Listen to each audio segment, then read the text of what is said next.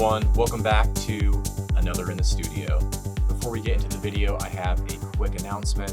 I have a brand new remix out today on Massive Harmony Records. Massive Harmony is a fantastic label from Argentina, so really happy to be making my debut with them. The original artist is Kevin Yar, and the track is called Green Empire. Really happy with how my remix turned out, so I invite you to go check it out. It's the first link in the description. Download your copy, stream it on Spotify, share it with your friends. You know the drill. Your support is definitely appreciated, so thank you in advance. Let's get into the video. Loops. There's nothing wrong with using loops in your projects. That's what they're there for. Although they don't give you as much flexibility as you would have with a one-shot, but that's okay. There's still plenty of uses for loops. So in this video, I wanted to show you an example of how I might treat a loop to have it sit in my track nicely. Now, there's a lot you can do with loops. I mean, you can cut them up, rearrange them, mangle them, and really go crazy with them. But sometimes I might use a loop as is. But if I do that, I still find I need to treat the loop in order for it to work properly in my tune. So that's what I want to show you here today. So I've got this little demo project here, and let's have a quick listen.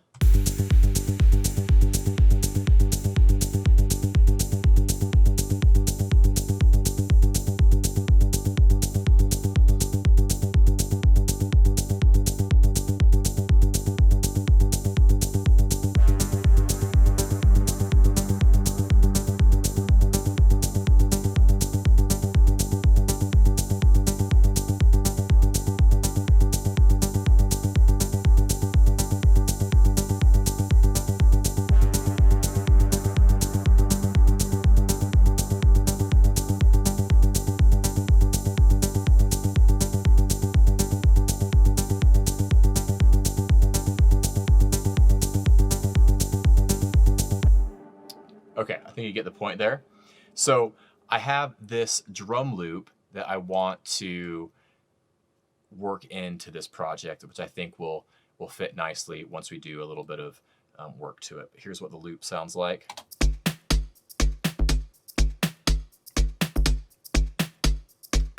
Okay, there's the loop. Here's what it sounds like with the little demo groove.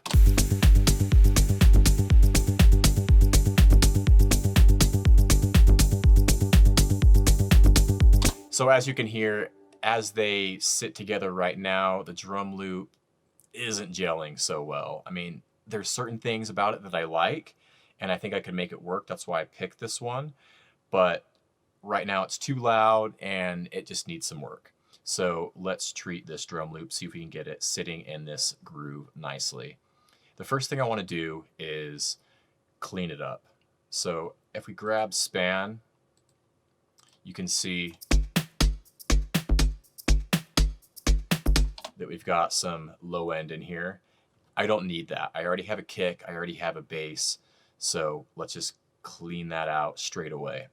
So I'm just gonna grab a EQ, I'm just gonna use the high pass filter here and roll everything off up to maybe about 150.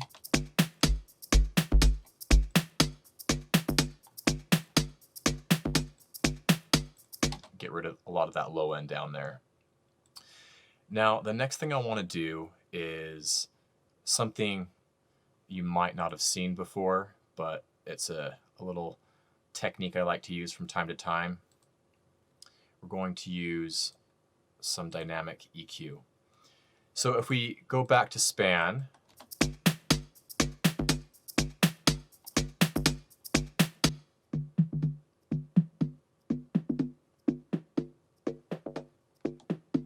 you know, we have some stuff happening down here in the low mid range, which is fine. I actually like what that's doing. I think that's going to work nicely with the groove and the other drum elements that I have. But I want to tame those because I might want to put some of my own simple percussion rhythms in that same area. So I want to control those frequencies so they're not as prominent as they are now.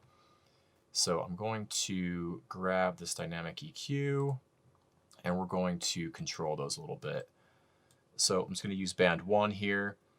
So it was about around 250 hertz, 230 hertz-ish. That kind of sounded a little bit like honky and boxy. So I'm going to go about 230 there. And on the gain, we're going to switch this to -4. And we'll make this a peak bell here. We'll increase the Q slightly.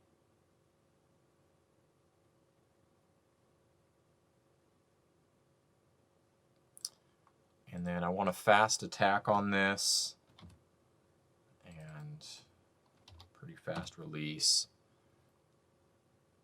And I'll just pull down the threshold. And then we should be getting some compression in that area right here. And it's going to be reacting to, you know, the loop itself.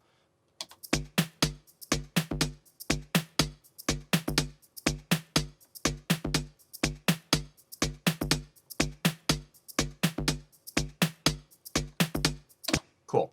Sometimes I like to use dynamic EQ in this way because I feel like it actually like livens up the loop in a nice way. It kind of makes it feel a little bit more lively and exciting, while also, you know, taming or accentuating the frequencies that I want to bring out or take away in a loop.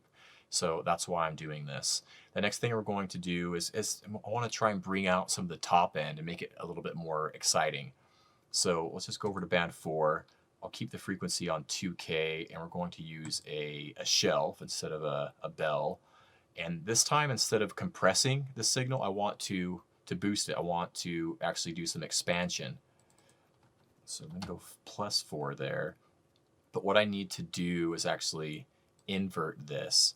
So we're starting at the 0 point and then boosting.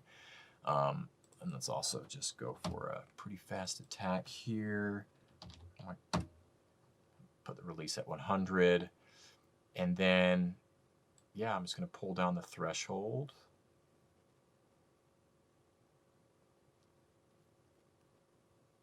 Something about, let's try that.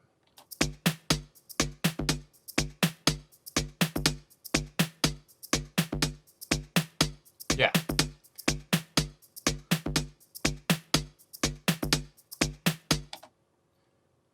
So we're getting, you know, about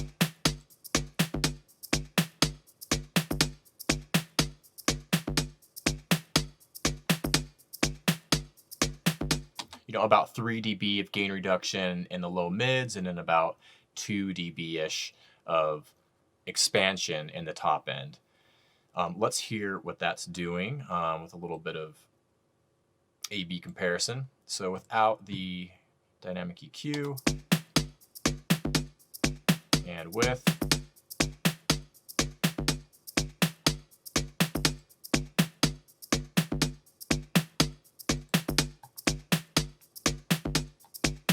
not a crazy difference, but you can definitely hear it. It feels a little bit more brighter and a little bit, you know, thinner with those low mids being taken out. But let's hear it in context. Let's play it with just the drums for a second and the atmosphere.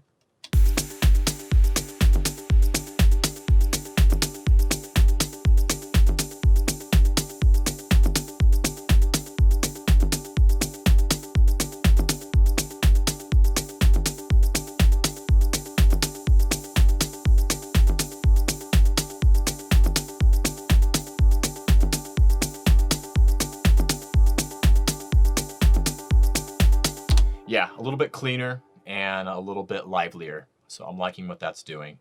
The next thing I might do here is add a little bit of transient designer here. So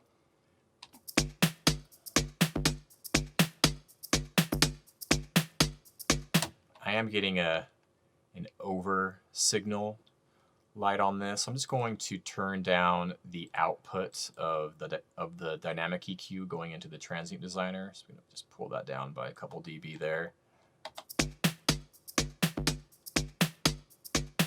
That's fine. Okay, so this loop, it doesn't have a ton of like reverb and sustain in it, but I still want to tighten up the loop a little bit more and focus in on the transients just a touch more. So I'm just gonna reduce the sustain on this.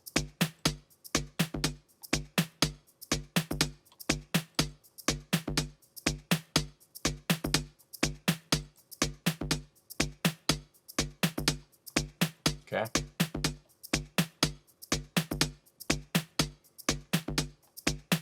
Now, if this did have a bunch of sustain and reverb on it, I would go way more extreme on this probably.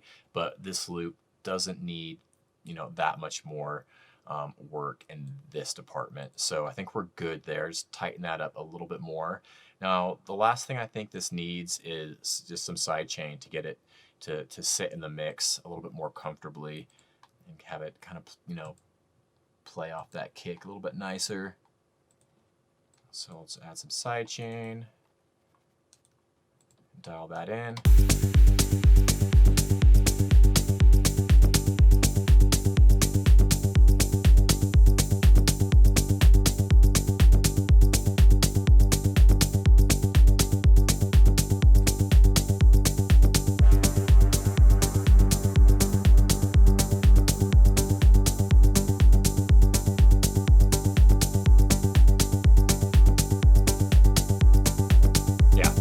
Yeah, that's sitting in the mix a lot nicer now. I'm going to do a little A/B comparison with no processing and then with the processing we just added. I'm going to keep the volume a little bit high. It's a little bit loud, I think, right now, but just so you can hear what's going on a little bit better. So without any processing.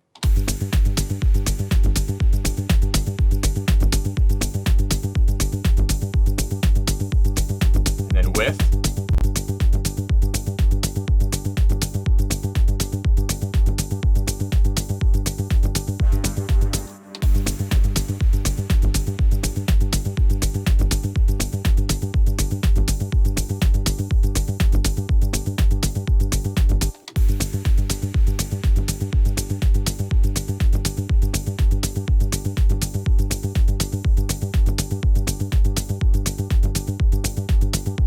It's a little bit quieter because I turned down the dB slightly on this dynamic EQ. So, but it's sitting in the mix a lot better than where we started from. So I'm just gonna turn this down, mix it in a little bit better.